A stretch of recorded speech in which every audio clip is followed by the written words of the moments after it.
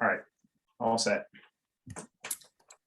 Yeah, okay, so yeah, I'm gonna go ahead and start with the PowerPoint. And if you have questions, we'd like y'all to kind of stay on mute through the presentation.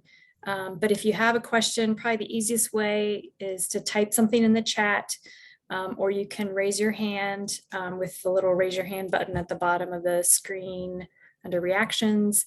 And yeah, but we can also take additional questions at the end of the presentation. So I'm going to go ahead and get started here.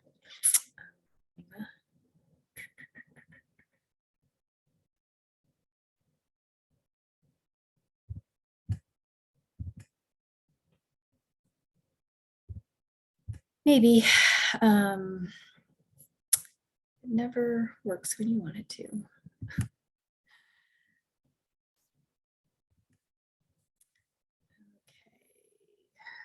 Stop sharing my browsers and share my presentation. Okay, so yeah, talk about Ohio Crane Count 2022. So this is, we did a pilot survey last year in just 5 counties in the state. So this year is our attempt to expand that because it's still relatively new. There's going to be some bumps along the way, and so please be patient with us. And we're trying to keep up with all the things that seem like they're not going right, but we appreciate you kind of signing up for this early on. So hopefully we'll get the kinks worked out here. So first, I just want to introduce Sandhill cranes in general and talk about what's so special about them. And they are one of Ohio's largest bird species, so it makes them easier to see than a lot of other species. But despite that, they are kind of secretive species, particularly during the early breeding season when they're trying to protect their young. They're also special because they were once an extirpated species in Ohio, and we're seeing now recovery of the population both in our state and throughout the region. And so that's pretty exciting. So even though they returned to breeding in the 1980s, we still currently have them listed as a state threatened species. So they do have certain protections. We're still monitoring them as closely as we can. And they're also interesting from the standpoint that they're a migratory species. Some of them will migrate as far south as Florida, but we're also finding that when winters are mild, they will stick around through the winter. So just going to do some quick identification tips if you're less familiar with cranes. They can sometimes be confused with the great blue heron, which is pictured in the bottom. And there's some key things to look for. Sandhill cranes have the reddish head, the top of their head. So that's one good characteristic to look for. They're gray overall, very similar in color to the great blue heron, but sometimes the Sandhill cranes will paint themselves with mud. So in the picture here, you can see sort of a brownish cast, and that's the cranes have actually taken mud and painted themselves. That's sometimes part of their courtship ritual. Sometimes it's a way to help them camouflage when, especially during the breeding season, when they're trying to be more cryptic and hide their nests and their young. Some other tips. So you see this picture, the Sandhill crane has its head kind of outstretched, and that's more typical of Sandhill cranes, whereas the great blue heron has its head kind of cocked. And that is more typical of great blue herons. Even when they're flying in the air, the Sandhill cranes will have their necks outstretched, and the great blue herons will have that cock, their bend in their heads. So so those are some major characteristics to look for. I also want to mention, so there are 2 native species of cranes in North America. So the Sandhill crane is the more numerous. The other one is the whooping crane. It is one of the most endangered bird species in North America. It's white, so it looks really, really different from a Sandhill crane. There have been reintroductions of the whooping crane in Wisconsin, and sometimes those birds will fly through through the Midwest. Occasionally, very, very occasionally, they're spotted in Ohio. So I think it's highly unlikely that you'll see one, but just want you to be aware that these birds are out there as well. Okay. So just a quick overview of crane breeding phenology, why we're surveying this time of year. So in March, a lot of the cranes have returned for the breeding season, and they begin a courtship ritual. They have this special dance that they do as part of that. These couple of pictures are some of the different postures you might see while they're dancing, but it's really cool and something that's really unique to cranes. So then once they've kind of bonded and decided where they're going to nest, they start a nest. So some cranes are already going to be sitting on eggs this time of year. And when you're doing the survey, they'll sit on those eggs. There's usually 2 laid. They'll sit on those for about 30 days, about a month. And then when the chicks hatch, just like you see in this picture, they're this cute yellow and orange fuzzy blob. They're considered a precocial species, which means that they're pretty able to walk soon after they hatch out of the egg. And they can't fly, but they can walk. So they're able to move around on their own. But the parents are still super protective. They're very reliant on their parents at this point. The parents help feed them, teach them how to feed and be a crane in general. And then it takes about 60 days for them to get to the point where they can fly and officially fledge. And in that time, they grow up to be about the same size of their crane. So they have a very fast growth period. I want to point out that in this photo, the 2 birds on the left, those are the parents, the adults, and then on the right, those are 2 juvenile cranes. And they don't have the red developed on their heads yet. So that's, especially later in the summer, you might see a group of cranes together, look closely and see if you can see that red or not and figure out if they're adults or juveniles. And that can be really useful information for us. So yeah, it takes them about 60 days until they fledge. And so the parents, they stay together as a family group during that time. So Ohio's cranes are part of a regional population called the Eastern population. And this regional population was also nearly extirpated in the 1930s.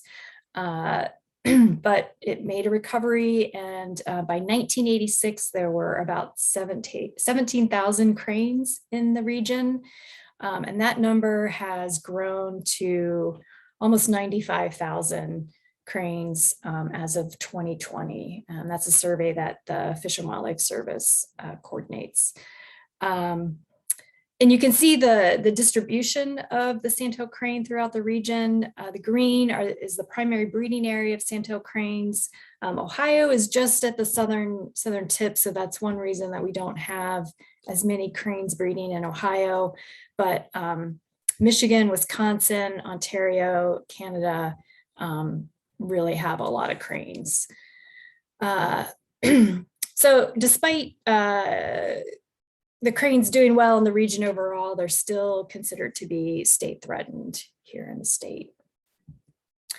So here in Ohio, they were extirpated from the state. 1926 was the last nesting record in Ohio, and that was in Huron County, a place called Huron Bog. And they were gone for about 60 years. And then in 1987, there was the first new record of breeding in Ohio in Wayne County. So we at the Division of Wildlife have been trying to track sandhill cranes the last 20, 30 years since they started breeding again in the state.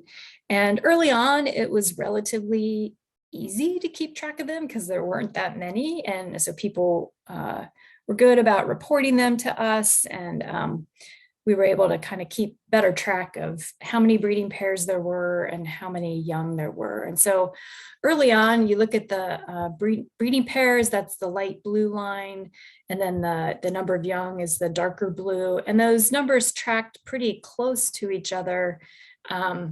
And then as we've gotten more cranes, it's been harder to keep track of where all the cranes are and how many young are being produced. So we get this gap in the number of young and the number of breeding pairs. We've relied more on eBird data in the last 10 years or so. But one thing that we have trouble getting from the eBird data is the number of young.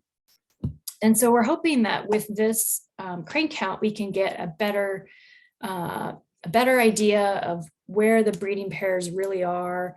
And I'm not sure that you will detect young on this particular survey, but hopefully by making you more aware of where cranes are, and when you're going back to visit areas where cranes are later in the year, you might be more aware and be looking out for the young and know a little bit more what to look for and where to look. So major objectives of this count. So one, it's to improve knowledge of breeding sandhill crane abundance and distribution in Ohio. It's to raise awareness of sandhill cranes and their presence in Ohio. And it's also to provide additional occurrence and abundance data for other Ohio breeding species using eBird and some of that kind of style of collecting data that we use with the Ohio breeding bird atlases. So trying to wrap several different goals all into one. So just the general protocol is that the date for this is Saturday, April 9th, and the start time is 6:30 a.m. It's a 2-hour survey and time is 8:30. And the reason it's just such a restricted time is that, one, this survey, again, is an extension of the Midwest crane count that the International Crane Foundation has been doing for several years. So this is the protocol that they have developed. But second of all, that's just the time when cranes are most active, early in the morning, and they're more vocal, more likely to see them. So it's the best time. And so by doing our survey in similar ways to what the International Crane Foundation is doing, we can compare our data more accurately. This is primarily a vehicle survey. Number of different reasons for that, but one is that we want you, or we don't want you to disturb the cranes. This nesting period is when they're most sensitive. It's an important, they don't have a lot of young, so it's an important time for them to produce young, and so we don't want to disturb that process. So we want to survey in a way that's not going to disrupt them too much. But also just the scale at which we need to operate. Because we're using the breeding bird blocks as our unit of measure, there's oftentimes a large area that you need to try and survey. So it's just the most practical way to get around. So in the survey, we're encouraging you as much as possible to record your data at single points. And those should be at least a half a mile apart, just so you don't potentially double count. And at each point, you're going to be surveying for at least 5 minutes, but it could be up to 2 hours. So it really depends on how much crane habitat you have in your survey block area. So say there's only one spot in the county where you think you're going to see cranes, there's potential you might sit there for 2 hours and just see what you see. That's pretty unlikely. There's probably going to be at least a few locations within your survey area, but you might be spending half an hour in a couple different spots, or you might have maybe a few different spots you want to try at different points in time. So there's a lot of potential variation in how much time you're spending at each count or each point. Okay, I'm going to let Matt chime in here and talk about maps. He's been kind of working on the mapping portion of this. Sure. So on the website, which hopefully you've all seen, but I'll also share the links in the chat in a few minutes, we have 3 different types of maps for you to choose from. So the first that Laura is showing here on the left is the screen that you'll see with a sort of an overview of what the county looks like and how the blocks are spread out through them. So hopefully you've talked to the county coordinator that you're working with and identified a block that you can get. So you can download PDFs to print out or have on your device to take with you when you're out in the field. And those look like this. So Laura works with a colleague from the Division of Wildlife to help produce these. So Anthony went through and created all of these PDF maps for you to use. And so this is more of that if you want a printer type option to have in the field. The second option we have for you is to actually download a KML file. So a KML file is a file that you can open up in a mapping program like Google Earth. So down below those, you'll see an interactive map, which we'll talk about next. But right below that, you'll see text. This is Ashland County, for example, where it says, download the Ashland County KML file here. So when you have that on your computer, you can open it in Google Earth and move around throughout the map. There are loads of different mobile apps for your device. If you're on an Android or an iPhone, that can display those KML files. The other option, if you don't want to mess around with an app, is this third option. So I'm still in the process of creating these. So KML files for all of the counties are on the website right now. So you can go on to our website, download a KML file and look at it in Google Earth. I'm in the process of also creating these embedded maps on our website. And so I have, I think 8 counties done, starting alphabetically with Ashland. And you can actually open these on your mobile device and it'll open up in Google Maps on your phone and you can see your location within the map. So if you click on these little brackets in the upper right-hand corner of the map, that's to view a larger map. If you do it on your phone, your iPhone, or your Android, it'll open Google Maps on your phone and it'll show you where you're at within the block. So it's really nice to have in the field to see where you're at within the survey area and what habitat features are around you. So I'm still in the process. It's a little time consuming to make those embedded maps, but I hope to have them all online within the next few days.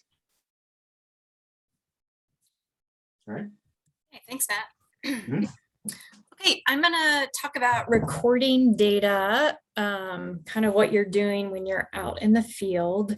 And so we're doing this with eBird, and we're hoping most of you have some experience with eBird. And so this is going to be kind of a pretty kind of general overview. For those of you for whom eBird is new, at the end or near the end of our presentation today, we're going to do a more detailed overview of eBird for the newer users. But we didn't want to have everybody do the detailed option. So we'll just kind of skim through it this time and then go into more detail later. So, so you're using eBird. If you've started, you're at your point, you started your checklist and you've got your checklist active. So here is, I'm going to just minimize the speaker view here. This is your mobile app. You can see the checklist of the different species that you're seeing. And so in this instance, hopefully I've seen 3 sandtail cranes and this F. I went in and added the breeding code for flyover. And then, maybe I saw a woodcock. So I've counted that in there. So I've recorded those species. So again, cranes are a primary species, but if you're seeing other stuff, then go ahead and mark it down. For sandtail cranes, so we want specific information pretty normal just to count the number of cranes. Again, adding those breeding codes is something we want to do. And then for cranes, the extra piece of information we want is estimating the distance and direction from your survey location. So that gives us, if we're, this particularly is helpful if we're trying to figure out where cranes are. It's also helpful if we have potential instances of double counting, then we have a little more information that we can go in and use to help determine if it might be an extra count of a bird or not. And then we talked about gathering information about other species. So for as many species that you observe as possible, enter the counts and the breeding codes. Okay, so once your checklist is finished, you hit stop and it gives you the review screen. Just go through, you select a hotspot if it's appropriate for your situation, otherwise create a new location. A lot of you are just going to be traveling along a road somewhere, and so most of the time it's just going to be a GPS location, potentially a road address. But for a few of you, you might be at a particular hotspot and you can use that. Again, for the most part, we really want you to focus on doing stationary observations. So to make sure that stationary observation type is selected. Enter your number of observers. And if you're birding with others, again, only one person in the birding pair needs to submit the checklist, but just share it with the other people in your party. And this is one place too where we're sharing all this data with the International Crane Foundation. So the way to share it with them is to use this address right here, this email address, icf_ebird@savingcranes.org. You can type that in where you type in the other people that you're sharing the list with.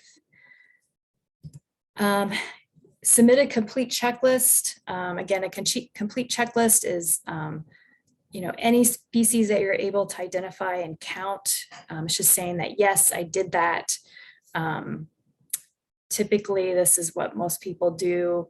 The only time it wouldn't be a complete checklist is if you say you saw a bald eagle flying over your car just for like, a second, and that was all you did. You didn't really look around and survey for any other species, then that would be incomplete. Okay, and then in the checklist comments, you can enter some information. We'd really like you to enter 3 pieces of information. One is the just Ohio crane count. So we know that this checklist was associated with the crane count. The full name of both or however many people were doing the survey, and then the identification number of your survey block. And then finally, you can review your species list there, make sure that everything was included that you wanted to. This is a chance if you didn't write notes about the breeding codes, make sure those are entered. If you didn't write comments about the sandtail cranes and where they were seen or heard, you can type that in as well and then hit submit. The nice thing about these checklists is that if you forgot to do something, you can always go back in later and edit them. You don't, so yeah, don't fret too much if you don't get everything entered in the first time around. And then when your checklist is finished, once you're at home and you can go in, you can edit things, or if you want to wait to type in some of that data later on when you get home, or even enter your final checklist at home, you can do that. And this is a time when you can add, if you take any photos during the count or any sound recordings, this is where you can add that media.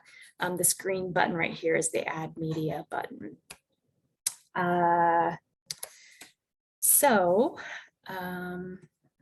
Yeah, I don't know, Matt, do you want to add anything about the eBird process? Yeah, I think you've covered everything really well. Just a couple things to reinforce that complete doesn't mean you identified every bird out there. It just means that you added all the ones that you know how to identify. So don't worry too much about birds that you couldn't identify out there. And then, yeah, if it's cold or you don't feel like typing all that information in, you can always go back in on the computer later on and add those details. I know these early morning, early April counts can be pretty cold sometimes. And fingers and thumbs don't always work on smartphones when you're out there trying to watch birds. So you can always add that stuff when you get back. Okay, thank you.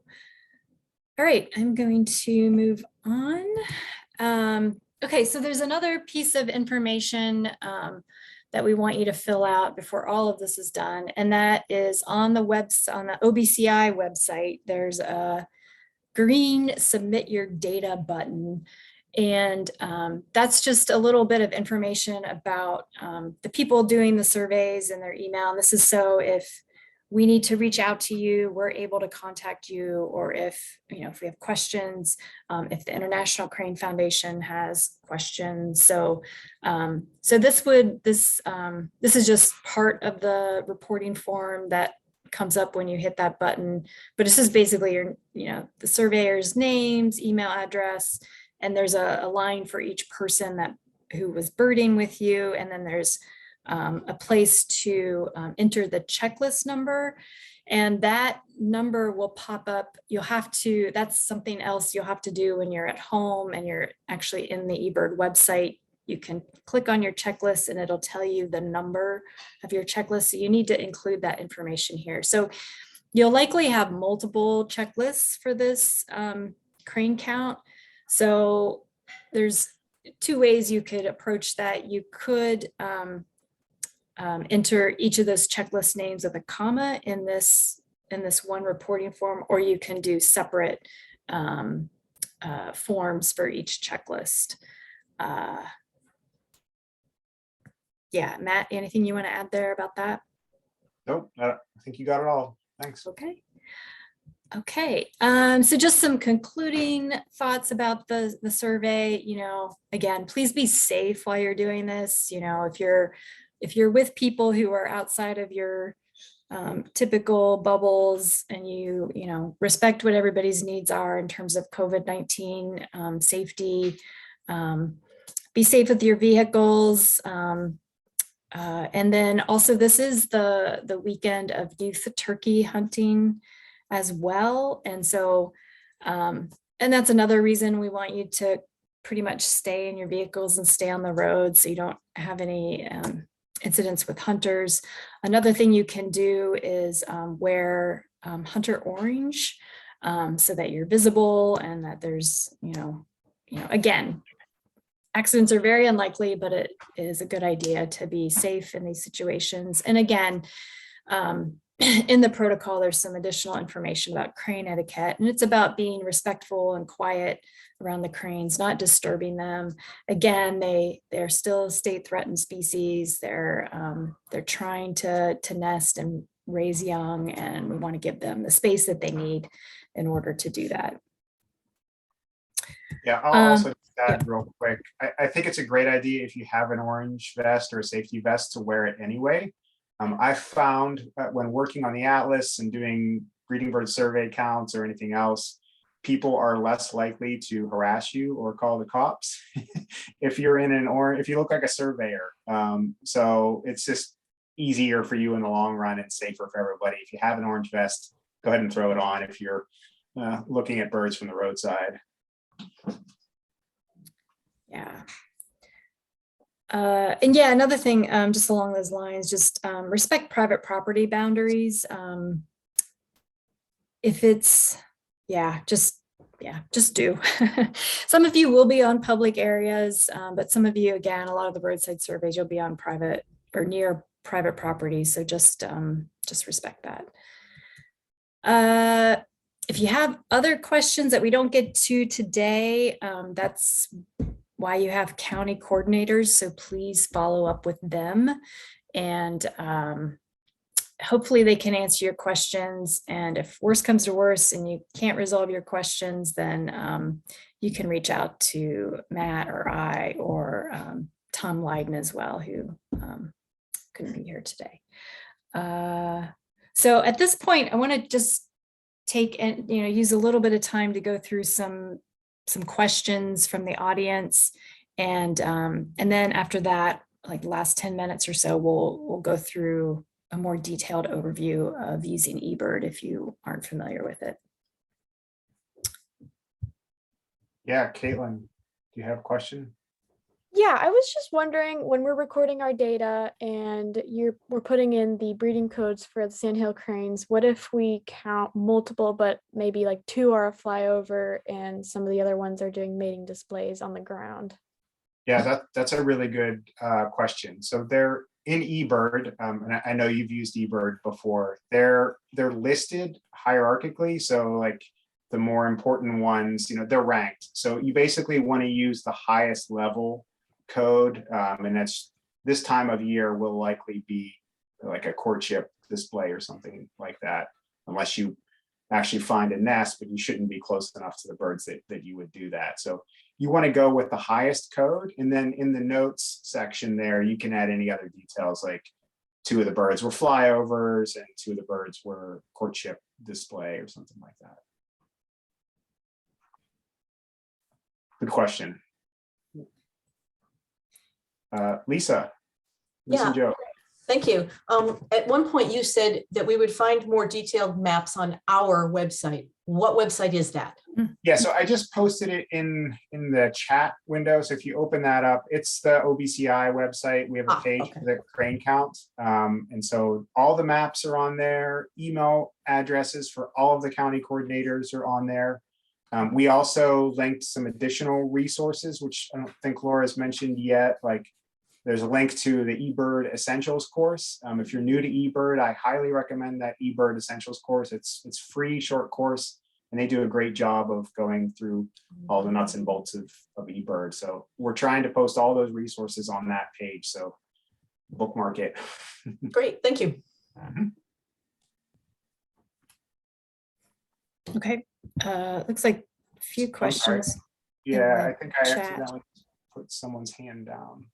Oops. Who was that? It might have been Lisa and Joe. Mark has a question. All right. It's more of a comment.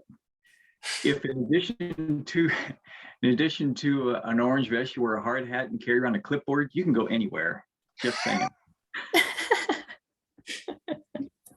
Yes, you're right. So Yeah, anecdotally, I was during the Atlas, I was multiple times had the cops come up and question me. But after I started wearing safety vests and carrying a larger metal clipboard, I received fewer stops. just a comment. Yep.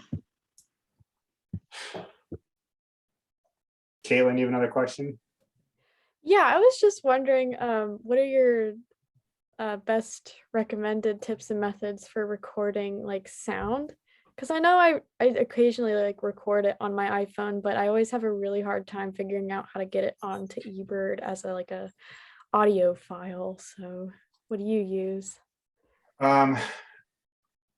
Unfortunately, I come from the Android side of things, so I can't comment too much on how your iPhone connects with your computer. In our world, it's pretty easy. You can just plug a USB cable in and transfer things. I assume it's similar somehow with that. So I don't know how you typically get stuff on and off of your iPhone. I'm sorry if there are That's other okay. iPhone users here who are experienced with that. Please help. Mark, do you know, or do you have another question? I've had luck if you've used your charging cable. I have an iPhone and it has a USB that you connect to your computer, and I'm able to download pictures, video, and sound. Okay, yeah, so it sounds like same as Android. So you would plug it into your computer via the USB-C or whatever it is and transfer things over that way. But yeah, that's how I do stuff. Transfer to my computer first from the phone via the USB cable. Okay, thank you. I have a question that's not directly related to the count we're doing now, but when we were talking about like using eBird to keep track of breeding and number of young, because they weren't getting that as much with the eBird data. If I happen to stumble across a nest later on in the year, would it be helpful to you guys for me to like put that in on Nest Watch at all?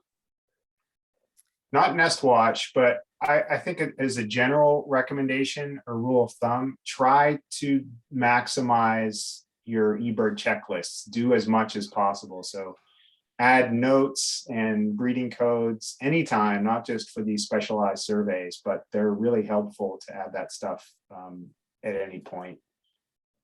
So I will say that I would be more than happy for you to reach out to me directly if you find a nest.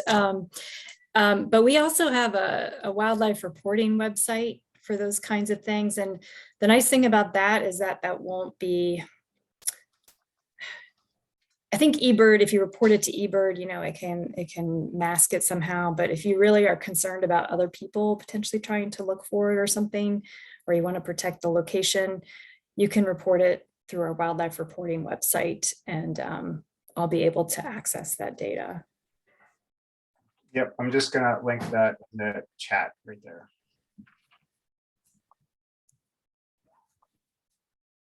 Yeah, Kathy says she bought a small Sony digital recorder, which has built-in USB after giving up on poor quality recording apps. Yeah, there are a lot of crummy apps. There are some decent ones I stumbled onto. If folks are interested in that, you can get in touch with me, and I can, if you have an Android anyway, I can recommend an app that is pretty decent at recording uncompressed audio. But yeah, inexpensive, little handheld digital recorders are pretty inexpensive these days if you're interested in that as a hobby.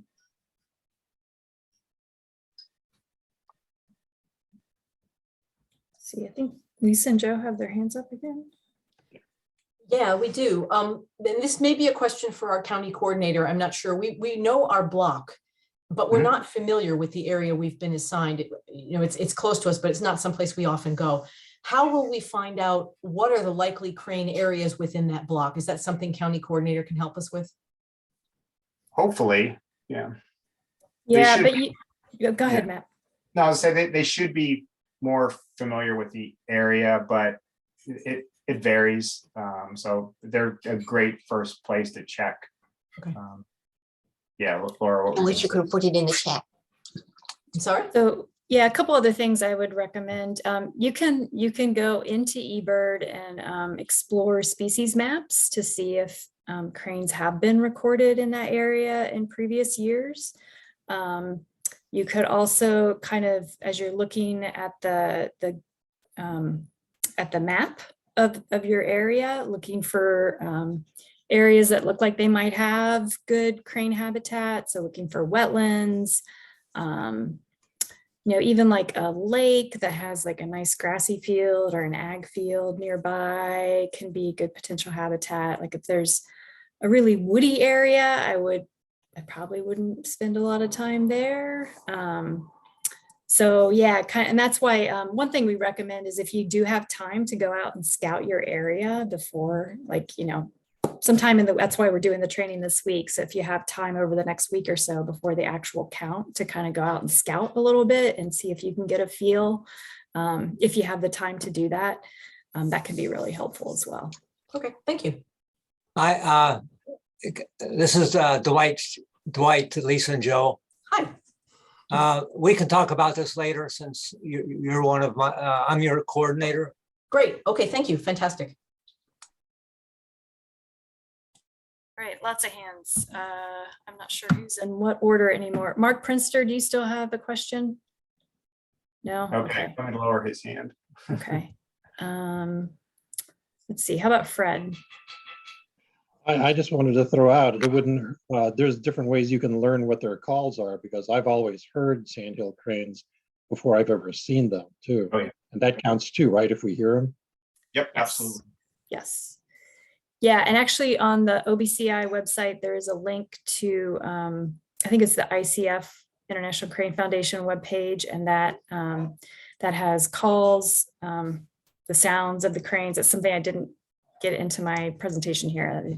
I should have, but yeah, and also, you know, the Merlin Bird app, the All About Birds online. The There's eBird lots of website resources also out has there. recordings. Yep. What's yeah, that? you can get it straight through I'm eBird as sorry. well. Yeah, good question. All right, James? So I have a couple, and they're an older couple, and they're interested, but they are definitely not tech savvy. And I know when I watched your one video from last week, you said there may be a way for participants who don't want to use the eBird app. What would you recommend? Okay, yeah, let's have a separate conversation Okay. about that later. Yeah. Right. And R. Dobson. Hi.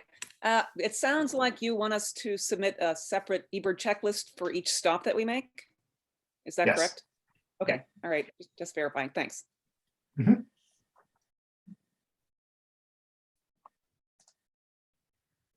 okay. Any other questions? This is Jay. I'm sorry, guys. I can't figure out where to find my raise my hand signal. But one, I think Laura needs to impersonate a crane call. Secondly, would you prefer hotspots? I know sometimes the eBird would prefer that you use hotspots over, you know, coordinates. Is there one preference over the other? Is coordinates probably preferred for this count? Yeah, I think it kind of depends, I think, on the size of the hotspot, and I think it depends on the size of the hotspot. Like if it's a big you know, 1,000-acre hotspot or something, yeah, I think I would use the GPS coordinates. If it's a smaller hotspot, like it's a cemetery at the side of the road, then it's fine to use the hotspot. So I think use your best judgment in those situations. Yeah, and it really varies across the state and how those hotspots were set up, if they're older hotspots or not. I mean, they're trying to make them smaller. That's the recommendation. So like for a lot of the metro parks or state parks, they often will have lots of small hotspots within there. So there's no one size fits all answer to that question. Just kind of use your best judgment. Yeah, hotspots are great if there's one close by and it seems reasonable in size, because for the most part, you're not going to be at the exact location the crane is anyway. Okay. So just putting in the both the checklist notes and the observation notes for cranes, kind of the direction and distance from wherever that pin is. Thank you both. All right, we have about 8 minutes left, so I think I'm going to jump into just a more detailed overview of eBird for those of you who may be less familiar with it. If you have additional questions or something comes up afterwards, again, please try your county coordinators first. And if you can't resolve, have them either reach out to us or let you know, if worst case scenario and you can't get the answer you need, please contact Matt through OBCI or me, even though I don't think you'll have my email address, but we'll put that somewhere. All right. Okay. There we go. Okay. So, so the first thing, I'm gonna just minimize this speaker screen here. Okay. So if you have never used eBird or the app, really the first thing you need to go is go to ebird.org and create an account. That's this green button right here on the eBird home screen. And that will get you started. And then you need to download the eBird app onto your phone. You'll go to Google Play Store or the Apple Store to do that. And it's free. Okay, so then you have the apps on your phone. When you click on it and open it, what should come up is this page right here. And there's one thing you may need to do if it's the first time you're using it. up here. You can't really see it right now, or maybe you can, I can't, but there's like 3 green lines up here. You may need to install a bird checklist for your area, and there's one specific to Ohio, or not a bird checklist, but a bird pack. There's an Ohio bird pack. There's also one for Eastern North America. Either of those should be fine. Definitely the Ohio one will be fine. But you have to go in through the menu and click on packs, and it should be pretty straightforward how to do that. Okay, but otherwise you've got that. You're all ready to go. You have the the date and the time is automatically uploaded. If for some reason you saw a crane like a minute before you're able to get your eBird thing started, your checklist started, you can adjust that time with the minus button to go back in time a minute or so. But for the most part, it's kind of all automatic. Right here, you can record the track. Yeah, for the most part, that's automatically on. And what that does is it automatically downloads your location. If it is for some reason a situation where you're moving around, it keeps track of that. And that's really nice. So you can see where you've been. And eBird has all that location information automatically uploaded. So anyway, all that stuff, you shouldn't really have to tweak that. You just hit start checklist and you're ready to go.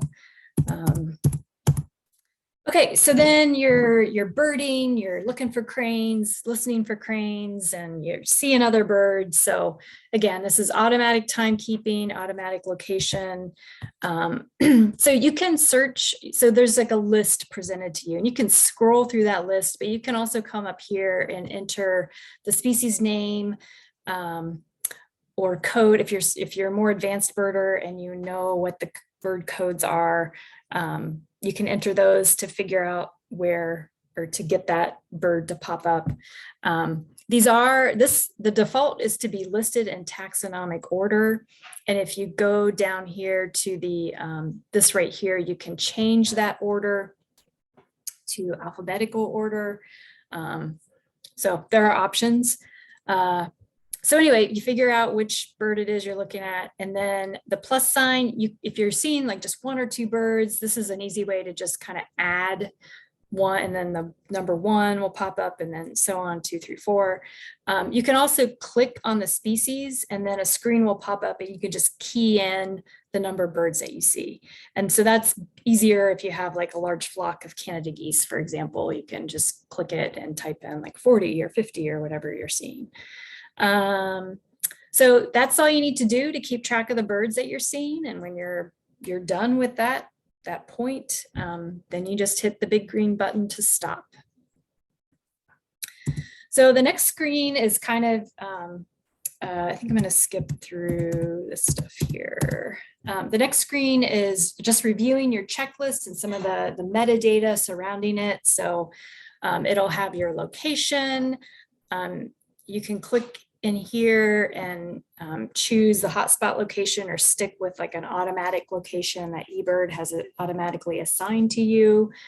Let's see.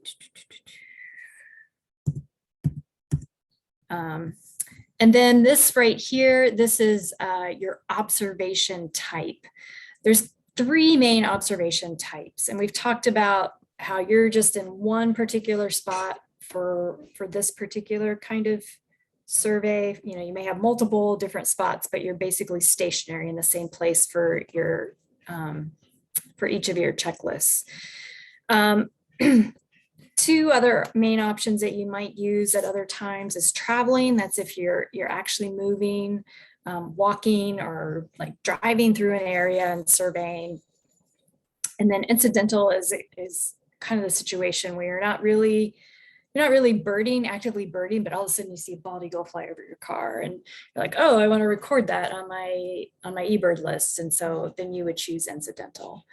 But again, for the most part, the survey, you're doing a stationary count. Here again, we talked about this earlier, observers and minutes. You can edit both of those if you need to. If for some reason you accidentally stopped your checklist before you were done birding, you can increase the time. Here again, this is, are you submitting a complete checklist of the birds you're able to identify, yes or no? And again, just to emphasize that if you can't, like say you're looking for cranes over a wetland where there's lots of ducks, and you know some of your ducks, but not all of them, you can, it's okay. You just add what you know. You can always write something in the comments, like there were additional waterfowl I couldn't identify, approximate number 100, and that's all you got to do.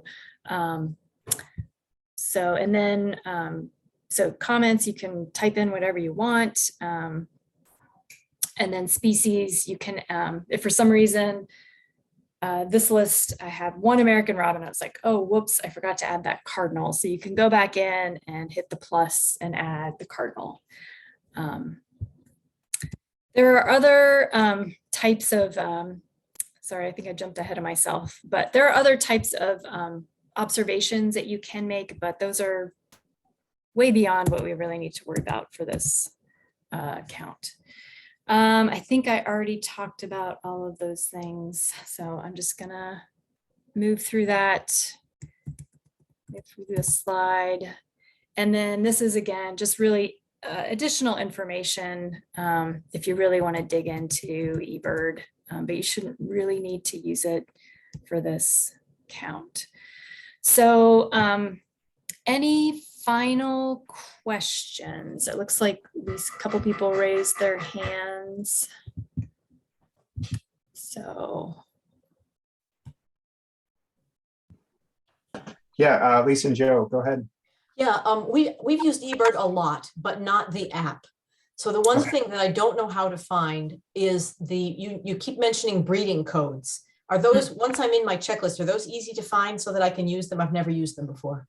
Yeah, if you click on the species name, like when you just start a checklist and it has the list of potential species, instead of clicking on the plus button, if you actually click on the species name, it'll open up a little pop-up where you can add that information there. Okay.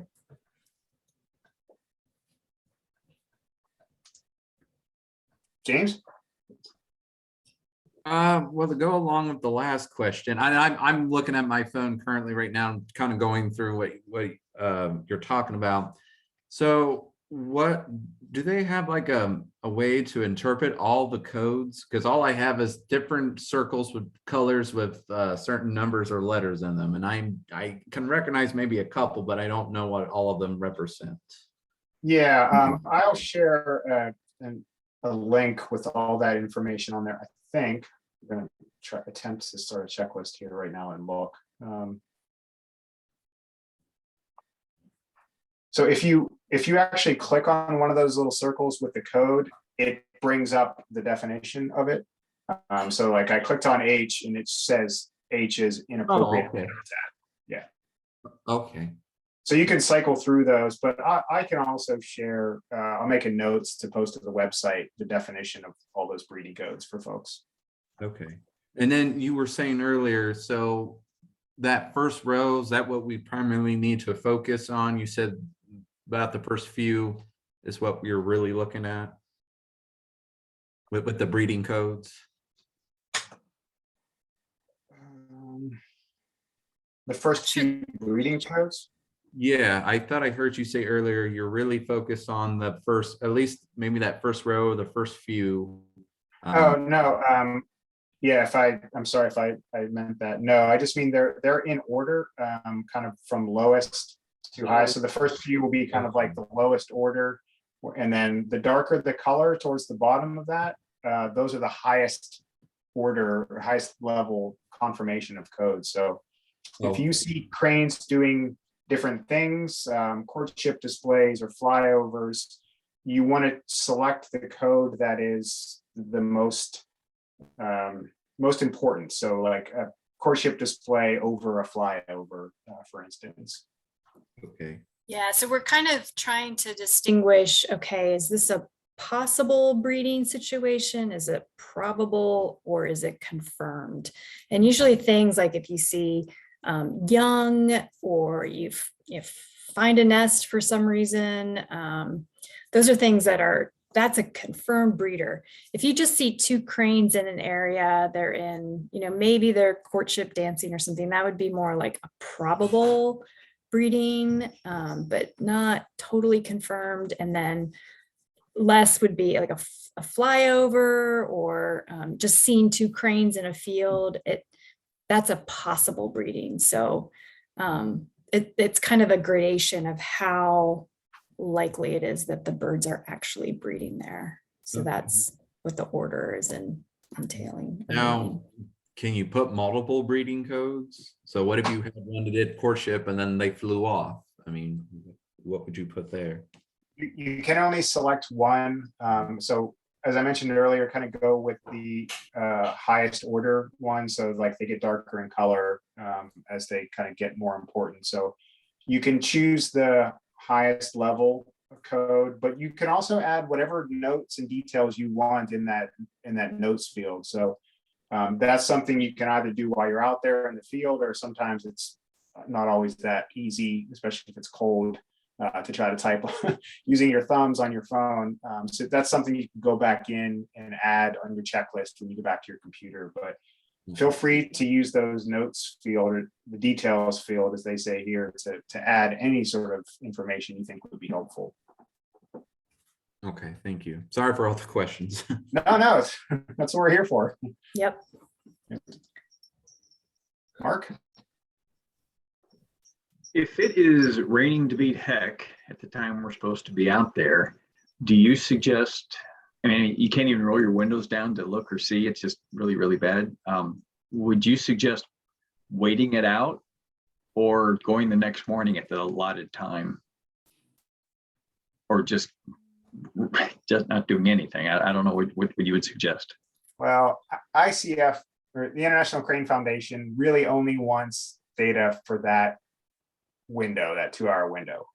However, I know Laura would love crane data from any time. So I would say you could sit there in your car and maybe try to listen through the downpour of rain to see if you hear anything. And if you don't, but feel free to please go back to those areas and send Laura that info, put it on the DNR's report of species page or whatever. But yeah. Honestly, like, again, like as much as possible, try to get some data in that 2-hour period. But even if you just go back in eBird the next day, I'll still do a thorough review of the eBird data at the end of the breeding season. So But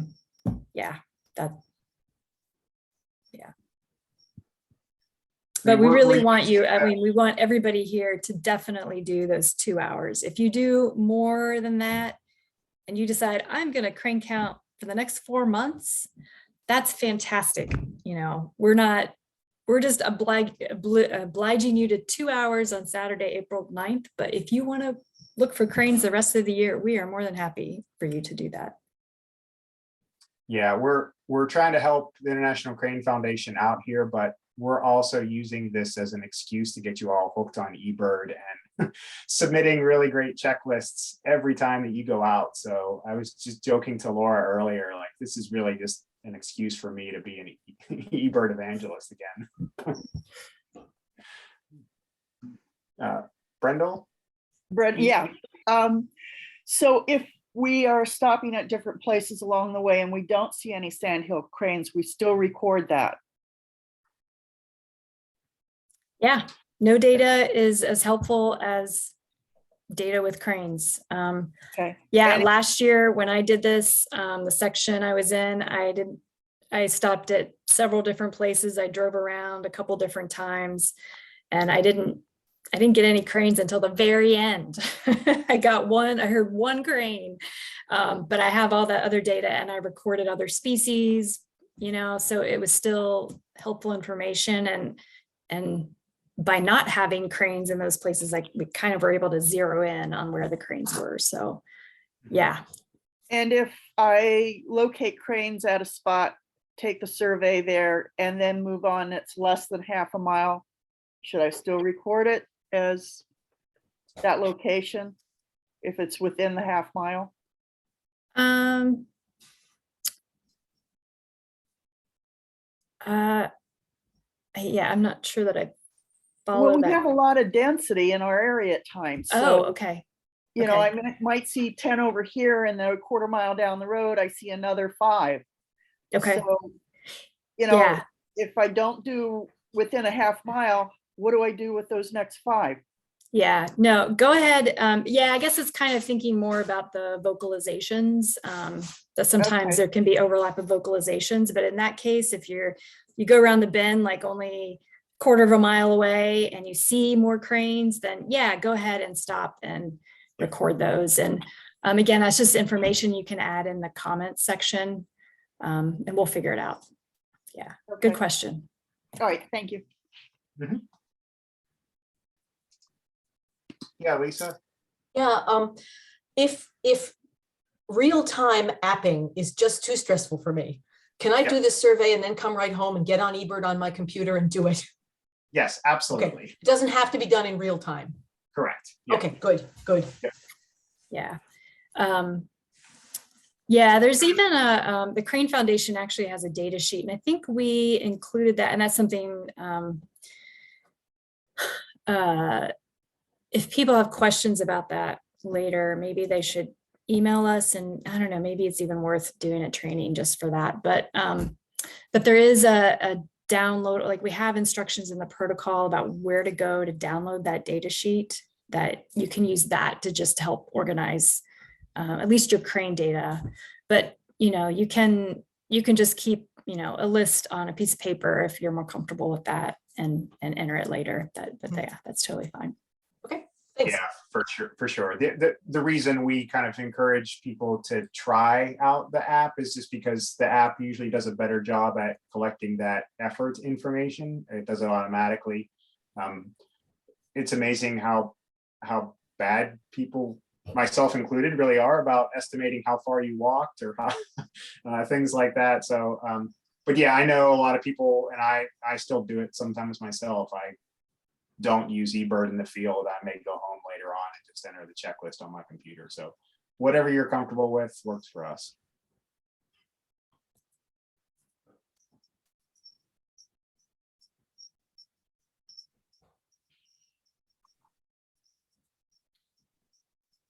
Okay, are there any questions remaining in the chat?